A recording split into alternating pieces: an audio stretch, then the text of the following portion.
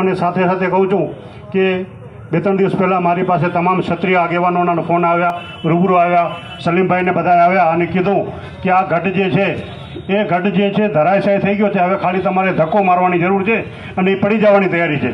ત્યારે આગામી 2-3 દિવસની અંદર અમે મુસ્લિમ સમાજનું પણ મોટું સંમેલન યોજવા જઈ રહ્યા છીએ.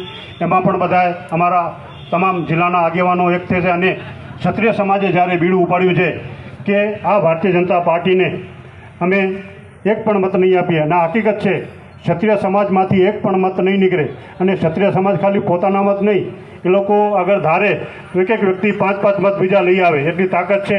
અને જો કોંગ્રેસ અને આપણા જે સાથી દળો છે આમ આદમી પાર્ટી અથવા તો બીજા રાજકીય સામાજિક આગેવાનો ભેગા થઈને આપણે ઈમાનદારીથી મહેનત કરીએ તો આ વખતે આ ગઢ જે છે એનો ધરાશાયી થવાની તૈયારી છે.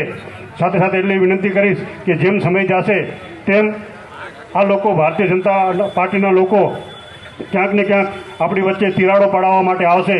અત્યારે તમે જુઓ કે દેશના વડાપ્રધાનનું ભાષણ કે મંગળસૂત્રો તમારા લઈ લેશે ને તમારું સોનું લઈ લેશે ને તમારા એક સમુદાય જે મુસ્લિમ સમાજનું નામ લીધા વગર એ જે ટાર્ગેટ કરે છે, એટલે એ લોકોની લાઈન જે છે હિન્દુ મુસ્લિમ આતંકવાદ મંદિર મસ્જિદ આ લાઈન માટે થઈ અને તમામ આપણા ભાઈઓએ સચેત રહેવું પડશે.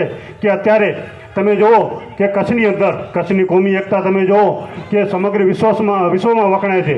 અને જ્યારે એ લોકોને મત લેવા હોય ત્યારે દરગાહો ઉપર ચાંદરો ચડાવવા જશે અને જ્યારે મત લઈ લીધા પછી એ દરગાહો ઉપર બુલડોઝર ફેરવશે. હમણાં તમે જુઓ કે રાજકોટની અંદર જે ભાજપના ઉમેદવાર છે ક્યારે દરગાહ સામું જોતા નહોતા, અત્યારે માથે ફૂલ અને ચાદર લઈ અને ચાદર ચડાવવા નીકળ્યા છે. મુસ્લિમ સમાજ એટલો ગાંડો કે બેવકૂફ નથી કે આવા લોકોને ધતિંગ સમજી અને મત